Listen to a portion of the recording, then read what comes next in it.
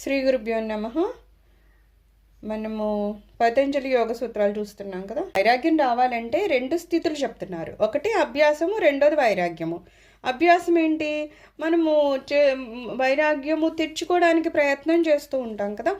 ఒకటి చేస్తాము, అయ్యో ఇది తప్పు కదా, నెక్స్ట్ టైం ఇది చేయకూడదు చేయకూడదు చేయకూడదు అని చెప్పేసి ఏదైతే మనము ప్రయత్నపూర్వకంగా ఆ తప్పుని మళ్ళీ రిపీట్ చేయకుండా ఉండడానికి, ఇంకొకటి ఏంటి, మంచి పని ఏది ఉందో దాన్ని చేస్తూ ఉండడానికి ఏ ప్రయత్నం చేస్తామో దాన్ని అభ్యాసం అంటారు.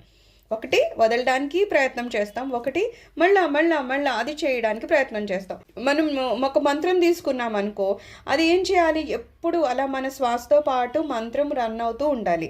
అది మనకి తీసుకున్న రెండో రోజు ఏం అలవాటు అవ్వదు. ఎందుకంటే మనసుకి ఏం అలవాటు, ఒక్క సెకండ్ ఇక్కడ ఉంటే ఇంకా అర సెకండ్లోనే అది అడుగు పారిపోదాం అని ట్రై చేస్తుంది.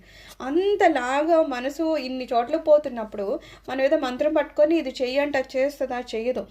అప్పుడు ఎంతసేపు మనము ఒకటేమో మనసుని ఎక్కడికి వెళ్ళొద్దు ఇటు రా అని దీన్ని పిలవాలి, ఈ మంత్రం ఏమో చెయ్యి చెయ్యి చెయ్యి అని దీనికి చెప్తూ ఉండాలి.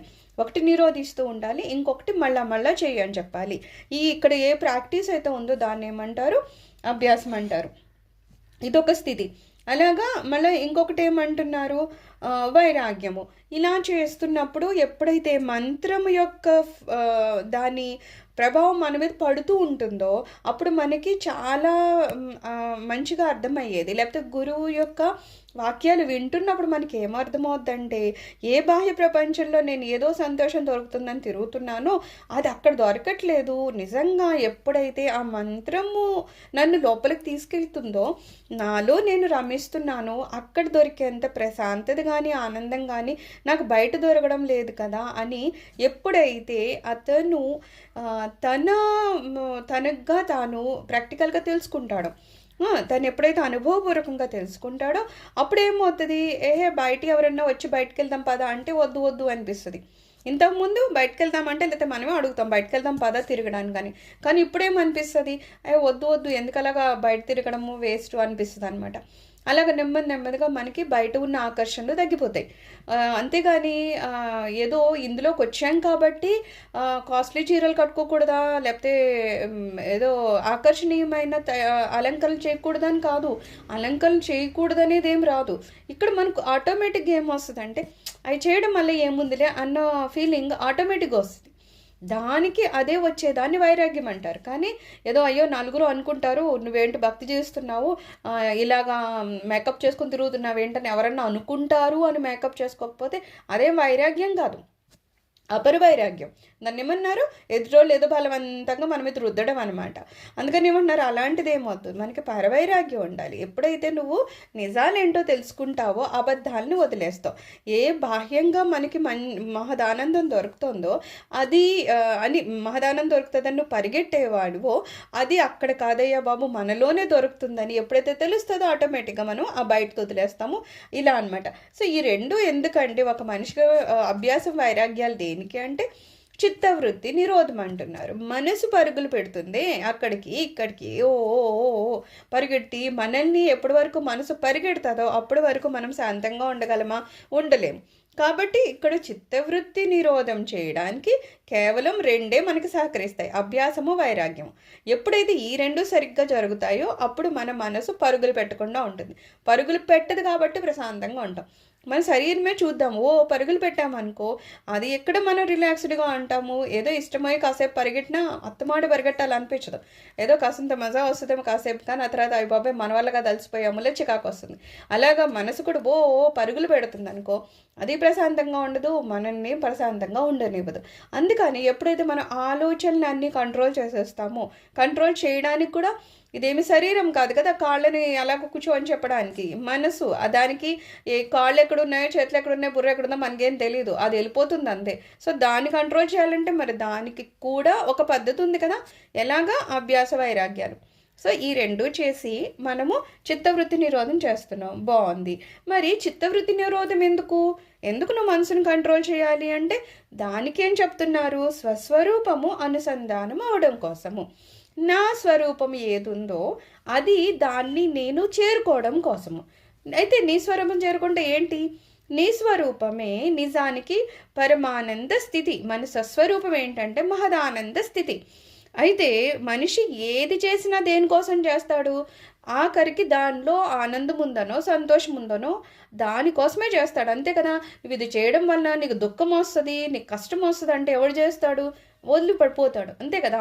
సో ఇక్కడ బాహ్య ప్రపంచంలో ఎంత పరుగులు తీస్తున్నాడు మనిషి అన్న, డబ్బులు సంపాదిస్తున్నాడు, లేకపోతే 10 మంది మనుషులు సరిపోదు అన్నట్టు 100 మందిని ఓ ఫ్రెండ్స్ చేసేసుకుని ఆ సర్కిల్ ఈ సర్కిల్ అని తిరుగుతూ ఉంటారంటే అక్కడికి వాడు ఏం కోరుకుంటున్నాడు? నిజానికి ఆ సంతోషం ఏదో అక్కడ ఉందని వెతుకుతున్నాడు. అయితే ఎవరైతే ఇవన్నీ చేసుకొని మనస్సుని కంట్రోల్ చేసుకున్నారో, ఎవరైతే మంత్ర సాధనతోనూ గురువు పాదాలు పట్టుకొని అంతర్ముఖం అవుతారో, తనలో ఉన్న ఆ శాంతిని ఆనందాన్ని ఎవరైతే అనుభవంలోకి తెచ్చుకుంటారో వాళ్ళు ఈ బాహ్య ప్రపంచం వెంట పరిగెట్టరు. అప్పుడు నీకు ఒక మనిషి తోడు లేదనే బాధ కానీ, ఏదో వస్తువు నీకు దొరకట్లేదనే బాధ కానీ, బయట తిరగడానికి నేను వెళ్ళలేకపోతున్నాననే బాధ కానీ ఏ బాధ ఉండదు. నీకు నిజమైనదంతా ఇంట్లోనే ఉంది. ఏదో మనకి అప్పుల కోసము బయటకు వెళ్ళాల్సి వస్తుంది, ఇంట్లో రూపాయి లేదు, సో వాళ్ళని అడుగుతాము వీళ్ళని అడుగుతాము, వీళ్ళు కాకపోతే ఇంకోళ్ళు ఎవరు, మళ్ళీ వాడు ఏదో 4 మాటలు అంటాడు, అవి పడతాము, ఇన్ని చేస్తున్నాము. కానీ సడన్గా మనకు తెలిసింది, ఎవరో అన్నారు, అయ్యో నేను మీ ఇంటికి వచ్చి 1 లక్ష రూపాయలు అక్కడ పెట్టే వెళ్ళిపోయాను చెప్పడం మర్చిపోయినాను. అదే మనం ఎక్కడికి వెళ్ళి అడుక్కు తిన్నాం కదా. అలా ఉంటుంది మన పరిస్థితి. మనలోనే మహదానంద స్థితి ఉంది, అది మనకు తెలియనంతసేపు వాడెవడో మాట్లాడితే నాకు ఆనందం కలుగుతుంది, లేకపోతే అదేదో ప్లేస్కి వెళ్తే అక్కడ నాకు ఏదో సంతోషం కలుగుతుంది అని అక్కడ బయటనే తిరిగాము. ఎప్పుడైతే నాలోనే ఉందనుకున్నప్పుడు ఇంకా బయట వ్యక్తులు కానీ పరిస్థితులు కానీ ఇంకోటి కానీ ఎందుకు నాకు అవసరం, నేను వదిలేస్తాను. కావాలంటే నా దగ్గర ఉన్నది ఇస్తాం. ఎప్పుడైతే వాడి దగ్గర డబ్బులు ఎక్కువ ఉన్నాయో వాడు ఎవరికైనా ఒక 10 రూపాయలు 100 రూపాయలు కావాలంటే 1000 రూపాయలు ఇవ్వడానికి వెంటనే ఇస్తాడు, ఎందుకంటే వాడి దగ్గర ఉంది కాబట్టి. మనకే ఆనందం అనేది లేదు, లేకపోతే మన దగ్గర ఉన్న ఆనందం మనం తెలుసుకోలేదు. ఎవరికి నువ్వు ఆనందాన్ని పంచిపెడతావు? అయితే ఇది నా ప్రాబ్లము, అది ఇది అని మనకు ఉన్నాయి ఇంకా చెప్పు. నేచురల్లీ మన దగ్గర ఏది ఉందో అదే ఇవ్వగలుగుతాం. అది నువ్వు కష్టమైతే కష్టమే చెప్తావు, సుఖమైతే సుఖం చెప్తావు. అలాగే నీకు ఆల్రెడీ ఆనందం అనేది నువ్వు అనుభవంలోకి తెచ్చుకున్నావు, నువ్వు మాదానంద స్థితిలో ఉన్నావు. నీ దగ్గరికి వచ్చేవాడు వాడు ఏడుస్తూ వచ్చినా సరే వాడికి నువ్వు ఊరట కలిగించగలవు. ఎందుకంటే ఏం చెప్తాము, నువ్వు కృష్ణ పాదాలు పట్టుకో, ఎంత కష్టం ఉన్నా సరే ఆయన పైకి లాగుతారు. లేదు, నీలో నువ్వు అంతర్ముఖం అవ్వు, బాహ్య ప్రపంచం వెంట పరిగెట్టకు. ఇవన్నీ ఎప్పుడు చెప్పగలుగుతావు? నువ్వు అలా ఉండి నువ్వు మాదానంద స్థితిలో ఉంటే అప్పుడు ఎదుటోళ్ళు నమ్ముతారు. తప్పితే ఏదో మనము చిరిగిన బట్టలు కట్టుకొని లేదు నా దగ్గర చాలా డబ్బులు ఉన్నాయి, ఇలా అయితే ఇది అదని చెప్పావనుకో, వీళ్ళకే లేవు, వీళ్ళే ఇలా ఉన్నారు, లేకపోతే వీళ్ళకి తిండి గతి లేదు, మనకేంటి సలహాలు చెప్తున్నారు అంటారు కదా. సో మన దగ్గర ఉండాలి, ముందు మనం మహదానంద స్థితిలో ఉండాలి. ఎదుటివాడికి అర్థమవుతుంది ఎదుటి వాళ్ళు ఆనంద స్థితిలో ఉన్నారా లేకపోతే ఎప్పుడు ఏవో టెన్షన్స్ పెట్టుకుని ఏడుస్తున్నారా. సో అలాగ మనల్ని ఎందుకయ్యా నువ్వు ఈ చిత్తవృత్తిని నిరోధం చేస్తున్నావు అంటే, చిత్తవృత్తిని నిరోధించేసి నేను నా స్వస్వరూపాన్ని తెలుసుకుంటున్నాను. నా స్వస్వరూపం మహదానంద స్థితి. నాకు ఇన్ని కోట్ల ఆస్తి ఏదో ఎవడో ఉన్నదని చెప్పాడు, అది అప్పుడు వచ్చేసాక నేను ఇంకా మళ్ళా డబ్బుల కోసం ఎలా అయితే చేతులు చాచినో అలాగా అంతా ఇంత సంతోషం అంతా ఇంత ఆనందం ఉండలేదు. మహదానందం నువ్వే, నీ స్వస్వరూపం అది, నువ్వేదో కాదు, మొత్తం నీ రూపమే ఆనంద స్థితి. అంతేగాని మనం కష్టపడ్డమో దుఃఖపడ్డం ఇవన్నీ కాదు. మరి ఇవన్నీ వస్తున్నాయంటే దానికి కూడా ఏమంటారు, మన కర్మలే. ఎప్పుడైతే మనం ఇవి తెలుసుకోకుండా ఇలా బాహ్య ప్రపంచంలో కనెక్ట్ అయ్యి ఎవరినో మనం కూడా ఏదో వేరే రూపంలో కష్టపడడం అవి చేసామంటే దాన్ని అనుభవంలోకి మళ్ళీ మనమే తెచ్చుకోవాలి. మనం చేసిన కర్మ మనము అనుభవించాలి కాబట్టి అవి మనం చేసుకున్నాం తప్పితే నిజానికి ఇలా చేయాల్సిన అవసరం ఉందా అంటే ఏమీ లేదంటున్నారు. కొంతమంది భక్తి చేస్తున్నారా అంటే చేసి, అది ఎందుకు చేస్తున్నావు అంటే వాడు ముందే చెప్తాడు, ఎందుకంటే నాకు ఇలాగా వ్యాపారం బాగుండాలి అందుకని ఆ దేవుడికి ఏదో మొక్కుకున్నాను, ఏదో తిరుపతి వెళ్ళి ఏదో 1 లక్ష రూపాయలు వేస్తాను అన్నాను, మా అమ్మాయికి పెళ్ళి అయితే మా అబ్బాయికి ఉద్యోగం వస్తే, ఇలా చెప్పేదాన్ని భక్తి అంటారంటే ఖచ్చితంగా భక్తి కాదు. నువ్వు ఒకటి ఆశించి ఏమి చేసినా సరే, యూజువల్లీ ఇప్పుడు జరుగుతుంది అదే కదా, ఈ స్తోత్రం చేయండి మీకు అది వచ్చేస్తుంది, ఇది స్తోత్రం చేయండి ఇది వచ్చేస్తుంది అంటే అక్కడ భక్తిని ఏమీ ప్రేరేపించట్లేదు, ఏదో వ్యాపారం చేస్తున్నట్టు. స్వామికి ఇచ్చేది ఏముంటుంది, ఆయనే మనకు డబ్బులు ఇచ్చారు కాబట్టి ఈరోజు ఎల్లో 1 లక్ష 2 లక్షలు వేయగలుగుతున్నాం. అసలు ఆయన ఇవ్వకపోతే మనం ఎక్కడిని తీసుకొచ్చి ఇస్తాం? మరి ఆయన మనకి ఇచ్చింది మళ్ళీ మనం తీసుకెళ్ళి ఆయనకి ఇవ్వడానికి ఇదేదో భక్తి అనే ఈ పేరు ఎక్కడి నుంచి వచ్చింది కదా. కాబట్టి నువ్వెప్పటి వరకు స్వామి నుంచి ఏమన్నా ఆశించావో, నీ భక్తిలో నీకు ఏదన్నా నాకిది కావాలి అనే కోరిక కనిపిస్తుంది అంటే, ఖచ్చితంగా నీది భక్తి అయితే కాదు. నువ్వు కేవలం ఎవరిని అడగాలో ఏం చేయాలో తెలియదు కాబట్టి ఎళ్ళి ఆయన కాళ్ళు పట్టుకుని స్వామి ఇవ్వని చెప్తున్నావు. కాబట్టి ఇదేమంటున్నారు, ఈ సాధన అని గాని, యోగాభ్యాసం అని గాని వీటికి ఇలాంటి పేర్లేమీ లేవట. కేవలం మనం స్వామిని ఉపయోగించుకోవడానికి లేకపోతే ఆయనతో వ్యాపారం చేయడానికి ఏదో ప్రయత్నం చేస్తున్నాం. యోగాభ్యాసానికి ఫలితము మనం ఇంతకంటే బాగుండడం, మన చుట్టూ ఉన్నవాళ్ళు మన వల్ల ఇంతకంటే బాగుండడం, ఈ రెండు ఫలితాలే. కానీ మనం లాభం పొందడం, ప్రయోజనం పొందడం మొదలైనవన్నీ ఉన్నట్లయితే సాధన కొంత దూరం నడిచినా గమ్యం దగ్గరికి వెళ్ళేటప్పటికి పట్టాలు తప్పిపోతాయి.